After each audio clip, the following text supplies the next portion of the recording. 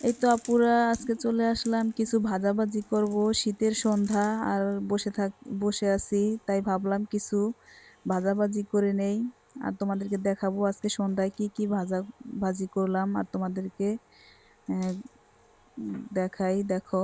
এটা হচ্ছে কিভাবে ভাজি, একটু লবণ দিয়ে ভালোভাবে গমটাকে মেখে নেব। এটা হচ্ছে গ্রামের থেকে আনা খুবই সুন্দর গম। এখন গম ভাজতেছি, এর সাথে আরো অনেক কিছু ভাজি তোমাদেরকে দেখাবো, দেখো।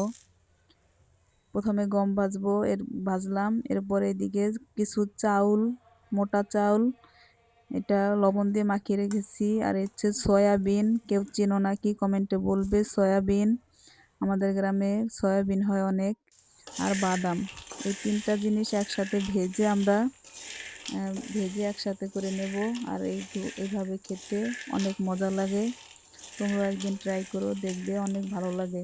শীতের ভিতরে সন্ধ্যার সময় এগুলো খেতে খুবই মজা। ধন্যবাদ আপুরা, কারা কারা পছন্দ করো কমেন্টে বলবে।